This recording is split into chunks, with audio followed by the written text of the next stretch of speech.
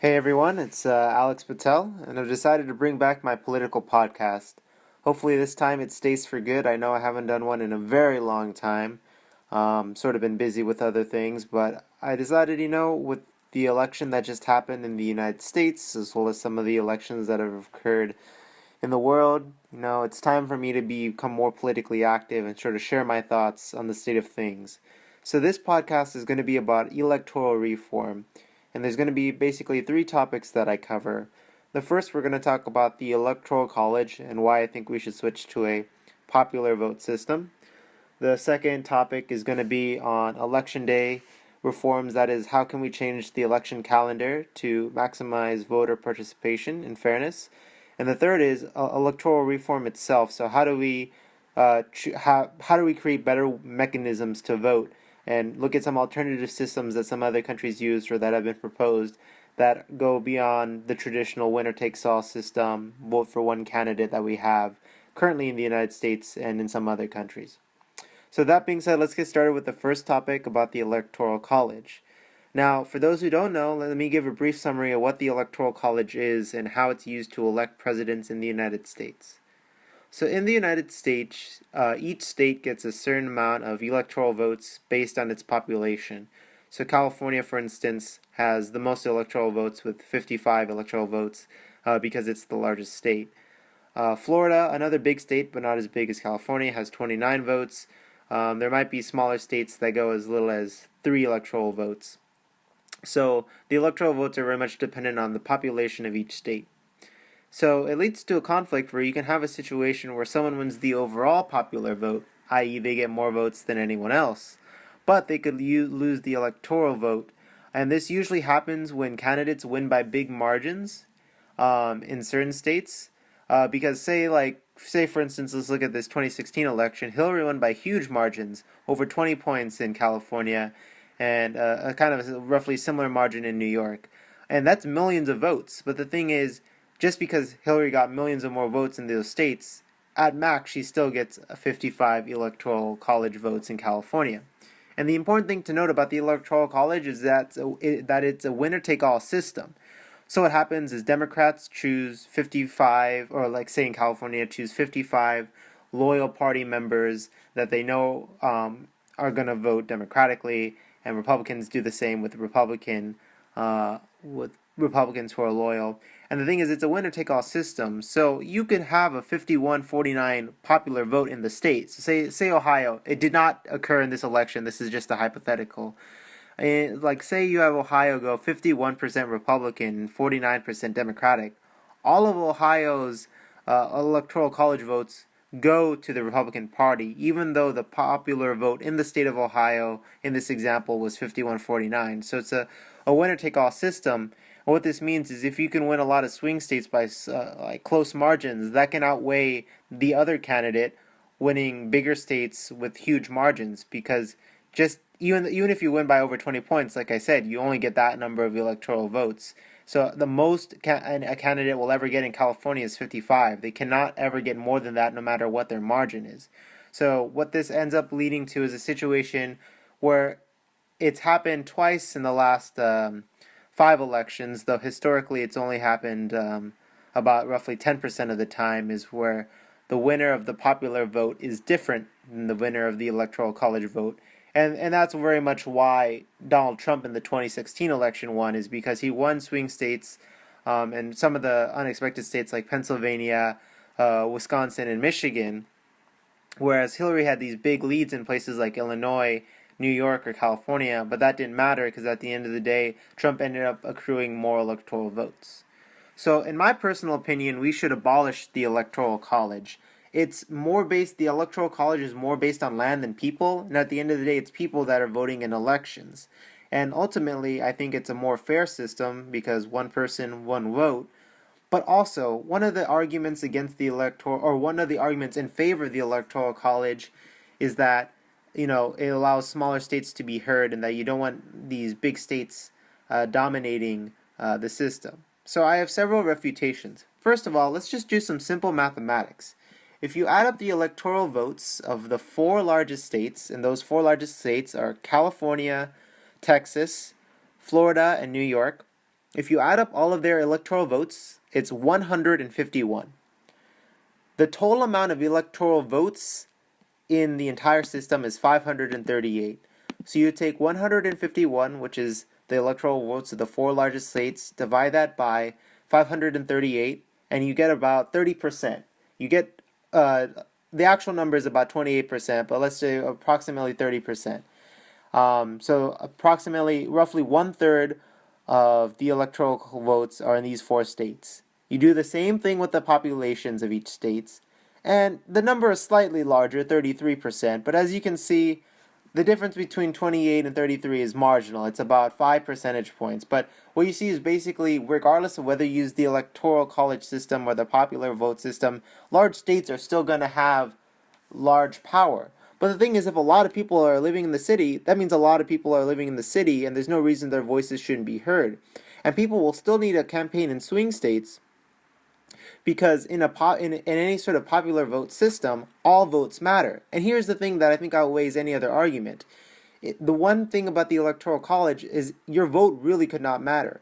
You could be in a state that's 51-49. Imagine you voted with the 49%. Your vote doesn't matter because all the electors go to the candidate that won the 51%. If you abolish the Electoral College and go to a popular vote system, what happens then is all votes count equally. It goes to an aggregate total of the entire United States, and whoever wins the most vote wins. So even if you're in the minority, even if you voted 49% in a competitive state, your vote still goes towards the total and could make a difference. And I think, one, not only that's more important because it means people actually have more of a say in who's president, but two, it means people are more likely to be encouraged to vote when they know that their vote actually makes a difference, as opposed to, say, you were a Republican in California, your vote probably doesn't make a difference at this point because most likely California is going to go Democratic and all of those electors are going to the Democratic Party. Whereas if you made it more proportional, well then now there's an actually incentive to go out and vote, even if you're going to be in a minority, even in a state that swings heavily one side or the other, because it goes to an aggregate total. Now, some states have done sort of a middle ground. Maine and Nebraska have changed their electoral rules so that their electoral votes are allocated more proportionally, and that's great. However, other states have not followed suit, unfortunately. Now, there is an interstate compact, which is a law, because each state basically chooses their own form of elections, sets the electoral rules. It's a bunch of states that have signed on to a pact that basically says once 270 worth of electoral states sign on to this law, that all states that, and this is just a agreement made between states, it's that once enough states to sign on to this law, that they'll give their electoral votes to whoever wins the overall popular vote, effectively ending the electoral college system.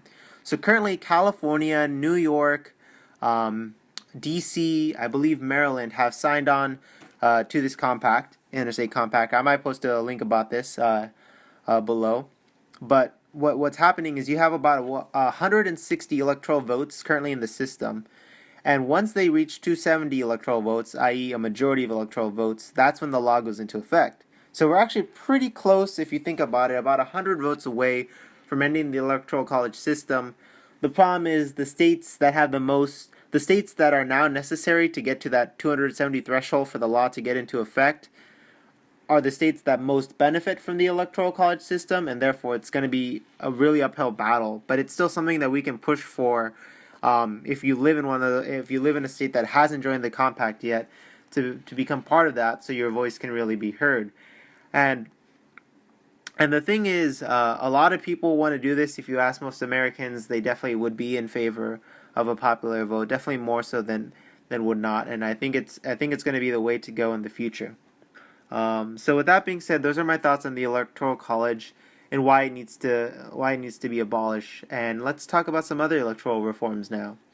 So the second thing I want to talk about, this will be a relatively quick topic, but I think it's still somewhat important, is changing the scheduling of elections. So if you don't already know, federal elections are usually held on Tuesdays, especially the presidential election, usually the second Tuesday of the month. And so the problem with this is Tuesday is normally a regular work day, and a lot of times employers will not give the day off. So you still have to find ways to go and vote, and it can become very convoluted. And I think, even though it would require a constitutional amendment, simply changing election to a weekend, like a lot of other Western democracies do, would definitely increase turnout because most people aren't working on a weekend. Making it a federal holiday could help. The bottom idea is that voting should be as easy as possible. In most other countries, the government takes care of voter registration for you. In this country, you have to do it yourself, and just between all the hassle and especially residency changes if you move states, I think we should make the process as easy as possible. There should be same-day registration in every state. You should be able to register to vote when you get your driver's license in any state. We should change elections to either a Saturday or making it a day off, or maybe even doing what other countries do and having elections over several days. So open the polls not just on one day, but over maybe 2, 3 days, so that maybe if you can't go on one day, you can go the day after or the day before. And I think that would be a good way to increase voter participation. Of course, the argument could be made that there's no point in increasing voter participation unless the educator or the voter is educated, but I think that's one, a slightly elitist argument. And secondly, I think a lot of these don't have to do with individual people per se. I mean, sometimes if you're working multiple jobs and supporting your family, you don't have time to go fact check every single news story, and it's understandable that the average working American isn't going to be able to be as informed as someone who has necessarily more free time or who is more invested in just politics as a whole. But I will say, even if, regardless of your argument, there should at least be the option to vote easily. So regardless of what you think should be the threshold of people to vote, I think that we should make the options as easy as possible. So if someone wants to vote, they can. That's why we should have things like same-day registration, making uh, voting easier, etc., etc. All right. So what I really, really wanted to talk about in this podcast was the third topic, because it's actually what I spend a lot of time thinking about. It's what I'm like super interested in, and I actually took a lot of classes in university, kind of talking about this, and that's voter systems themselves. So essentially, how do we create the best system of voting to create a fair and representative democracy? And so, what I'm basically going to discuss is alternative ways of voting. Because in the current system, it's just a winner take all system. You vote for one candidate and one candidate only. And this does several bad things. One, it makes it unlikely for third parties to ever win because you feel like you have a wasted vote. Secondly, it limits your options, not just in terms of third parties, um, but in terms of sort of ranking candidates and stuff. And I'm going to talk about that in just a second. And it also ends up in outcomes that are not necessarily fair. I mean, the interesting thing is if you look at the 2012 and 2014 elections in the House of Representatives, Democrats overall got more votes than Republicans, but obviously Republicans got more seats, and I think that's a problem. That means that you're not having a fair system when the party that gets more votes is not necessarily the party in power, or at least is like losing seats at a far faster rate than they should otherwise have. And I think that has to do with the ways we vote and the systems in place. So basically, let's talk about a few alternatives, the strengths, the weaknesses, systems I enjoy, and at different levels we're gonna have different systems that work. So let's start with the most obvious system, the presidential system. So I think a good alternative to what we use now, in addition to just going to a straight up popular vote, is what's known as ranked choice voting. Now keep in mind that ranked choice voting is called several things by several different people. Some call it instant runoff voting. Some call it ranked choice voting. There's a few other names for what it could be: alternative vote, transferable vote, preferential voting. The basic idea is this: instead of choosing one candidate, you essentially rank candidates. And so, say I liked Gary Johnson the best in this election. Instead of having to feel like I had to choose between Donald Trump, Hillary Clinton, and Gary Johnson, say I liked Gary Johnson the best, then Donald Trump, then Hillary, I would rank Gary Johnson 1, Donald Trump 2, and Hillary Clinton 3. And the way it works, simplifying this, of course, is that if someone wins the majority of first place votes, then they automatically win. So if someone got over 50% of the first picks, then they win. I mean, that makes sense. So what happens if that doesn't happen is that the candidate with the least amount of votes is discarded, and people who put that candidate, say candidate X, say there's candidates X, Y, and Z, and candidate X got the least amount of first choice votes. People who put candidate X as their first choice, their ballots are then shifted. So whoever voted for candidate X as their first choice, whoever they put for their second choice is now then added into the system, and this system keeps on going back and forth until someone has a majority of votes, essentially. So I really like this system because you get to rank candidates. It means that there's more options for third parties to be involved. They have a slightly higher chance of winning. It's, in my opinion, a little bit more fair. And a lot of people advocate for this, and if you explain it to the average person, I think most people would generally be okay with it. And because it's a simple, even though it's more complicated than choosing one candidate, it's a very simple process to understand. You literally rank candidates in favor of who you like the most and who you like the least. And I think that's not a bad system at all, at least for presidential elections. I'd advocate for something similar in Senate election too, in which you're choosing one person. There's an alternative to instant runoff voting or ranked choice voting, which is called score voting, which is a little different. Score voting is also known as ranged voting, and let me explain to you how that works. So this is the second system we'll be talking about. First, we talk about ranked choice voting. Second system, we'll talk about score, SCORE, or range, as in RANGE. That's just an alternative name, a type of voting. So score slash range voting. So the way it works is that you basically give candidates a rating, like you would a movie review, like you would when you're reviewing pretty much anything. So the way it works is, I'm pulling up some research while I do this, which is why sometimes you'll notice a delay. So apologies about that. This is obviously a uh, home brewed podcast. But basically, you have a system where you basically give each candidate a score. So let's say it's on a 0 to 9 score, 9 being the best, 0 being the worst, and you give each candidate a rating. And you rank them all independently. So one way to think of it is in rank choice voting, the first system we talked about, you're ranging candidates relative to one another. So I like candidate X better than candidate Z, and I like candidate Z better than candidate Y. But in range choice voting, you're giving someone an independent score. So I like candidate X, I give them a 4 out of 5 stars. Candidate Y, I give 1 out of 5 stars.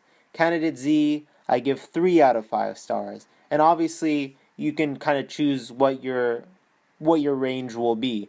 Hence the alternative name range vote. Maybe you'll do it on a scale of 0 to 9. Maybe you can even do some small scale of 0 to 1. By the way, a 0 to 1 binary scale is also known as approval voting, because you're essentially saying, I either like this person or I don't like this person. And the idea is whoever has the highest score ends up winning. So whoever has the highest average score ends up winning.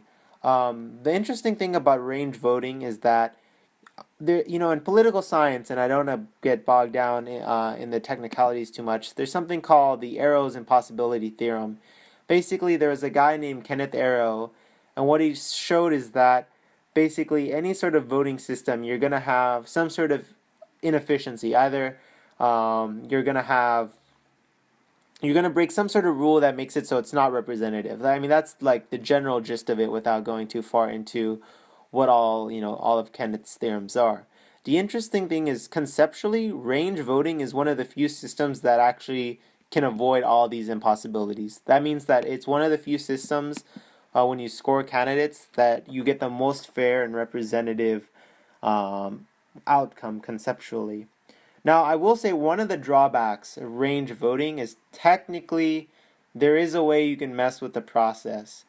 If you have one group of voters who vote the way they actually do, so they vote realistically, they vote how they actually feel about the candidates, and then another group of voters who make up a substantial part of the population voting strategically, so they vote their candidate like that with the highest score and every other candidate the lowest score, even if they don't actually feel the other candidates deserve the lowest score, then conceptually that could mess with election results. However, this could be countered by one, if everyone did the same strategy, then it would balance actually out evenly. But two, it's unlikely that in a large electorate that everyone would be doing that. Although at smaller races that can be a problem, which is why I'm in favor of ranked choice voting for larger scale elections, but I'm not necessarily in favor of ranked choice voting for things like House of Representatives or anything at the local or state level. But I think it's an interesting system. Personally, I think that ranked choice voting has more institutional support and it's also a little bit easier to explain to candidates. Obviously, both rank choice voting, the first system, and the second system of score voting, are definitely going to be a little bit more complicated to the average voter than choosing one candidate. And while range voting is somewhat intuitive in that we rate things all the time on Yelp, on movie reviews, etc., and that seems to make sense, I think overall, I think it would actually still be easier to just go with the first system, rank choice voting or instant runoff voting, because I think ultimately just ranking candidates and who you like best and who you like least is just more intuitive. And I think, like I said, there's a lot of organizations, most notably an organization called Fair Vote, FAIRVOTE, which is pushing in favor of this. And I just think with the support sort of rising, it's a lot of people. If most people don't know about range voting or ranked choice voting, but if someone knew about one or the other, most likely they know about ranked choice voting. Sorry if I'm getting a little convoluted. Obviously, election systems are one of the nerdy things that I enjoy, but most people don't. But hopefully, if you're listening to this podcast, you have some sort of interest in these systems. So with that being said, there's one other system I want to talk about, and this is a system I kind of like if we're talking about House of Representative elections. So one of the big problems with the House of Representatives is a problem known as gerrymandering. And while it is a big problem, I would like to talk about it on another podcast because I feel like I couldn't talk about the breadth of what I really want to talk about with gerrymandering in just this podcast, and I don't want to keep it running too long. So the last system I want to talk about in the last part of the podcast is we're going to talk about one more system, and this system is called the single transferable vote. And the idea of a single transferable vote is that it essentially conceptually, it leads to proportional representation. So the idea is that you're going to get a more accurate sample of what voters really want reflected when you use a single transferable vote system. You can almost think of the single transferable vote system as ranked choice voting, the first system we talked about, but if you have multiple people that you need to get elected. So the way I would conceptually, if I could design the electoral system, what I would do is I would take, instead of voting each district separately, I would take all the districts, all the candidates in the districts, and allow all voters to choose. This is especially important in states where the cross boundaries are very small. So for example, I live in California, and my district is not too far from other districts, and I would say very much so that what happens in one district pretty much directly impacts my district, even if it's not the like I live in the 25th district. Currently, I live in the Bay Area, but I'm registered in the 25th district of California, and whatever happens in the neighboring districts also has an impact. But basically, the idea of a single transferable vote is that you vote. It's exactly like ranked choice voting. You vote candidates. 1, 2, 3, 4, 5, 6, 7, 8, 9, 10. In this case, because under what I would like to do, you would vote for all the districts. You'd probably have a large number of pool of voters. And what happens is the way it works is a little different. So what happens is you mainly use like some sort of quota to achieve to determine who wins. So the idea is that, okay, say you have 10 seats that you need to get elected. So 10 seats are being chosen, and you have 22 candidates. And the idea of a quota is if you get this amount of votes among the electorate, you get one of those seats. And obviously, there's a mathematical formula for how that's calculated. Mostly, people tend to use this system is, by the way, used in Ireland for their elections. And they use what's called a droop quota, which is not a bad system in my personal opinion. I'll definitely post a link, so if you're interested in learning more about it, you definitely can. And the idea is if you get a certain amount of votes, you get the seat. If you win by, like, if say a lot of people vote for you and you have an excessive amount of votes, those votes that are in excess of what you need or in surplus, then actually get reshifted to that person's second choice vote.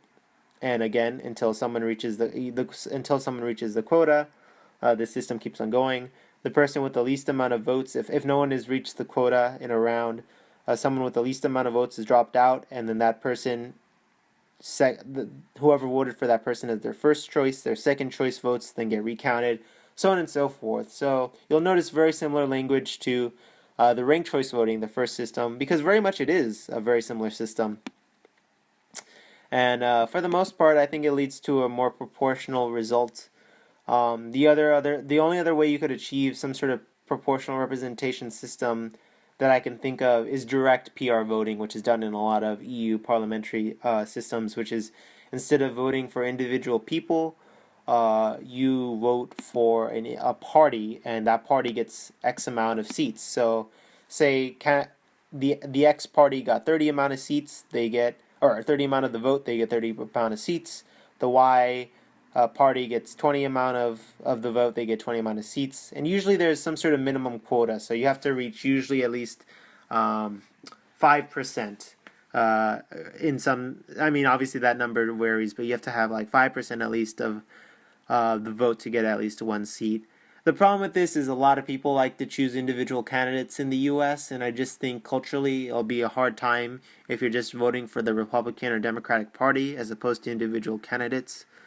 But I'm not opposed to the PR system. I actually prefer, if you're talking about how, like, at least House of Representative elections, I would actually prefer a direct proportional representation system, i.e., voting for the party and the party getting that number of seats based on their vote percentage, as opposed to the single transferable vote system I just talked about. But like I said, I think single transferable vote is not necessarily going to be easier, because it's still going to be a battle to change any political system, but I think it's a little bit more understandable and culturally works a little bit more with U.S. politics. But um, you know, and there's also mixing and matching of the systems too. So with that being said, I think that covers the ground. First, we talked about the Electoral College. Second, we talked about just how we can make Election Day itself better. And third, probably the most convoluted section. Hopefully, you guys were able to follow everything. We talked a little bit about some ways to change the voting system itself, leading to the best results. So now here's the important part, and definitely kudos to you if you stuck around and listened to this entire podcast, or maybe just skipped ahead. I want to really grow this podcast. You know, my goal is hopefully to do one a week, and if you live in the area in California or visiting, definitely let me know, and I'll have you on the podcast. I used to have other people on the podcast too, and it was great. I want to do a thing where I can answer questions. So what I want to do is I'm gonna post this on YouTube. Like send a question to me either directly on Facebook or message me or comment on the video, and I'd be more than happy on the next podcast then to actually go through the questions as part of a segment. That'd actually be really fun for me, and I think it would lead to a lot more engagement. And if there's a topic you want to see covered, maybe you're curious about something, please let me know, because I'd definitely love to talk about political interests that other people have and that are interested in hearing my perspective. Definitely come on. So if you want to come on the show, send a question, or want me to discuss a specific topic, let's definitely go for that. I mean, I want to definitely grow this podcast and make it a real thing. And the last thing I'll say before I head off is this. I'm also interested in things like sports. I'm big into basketball.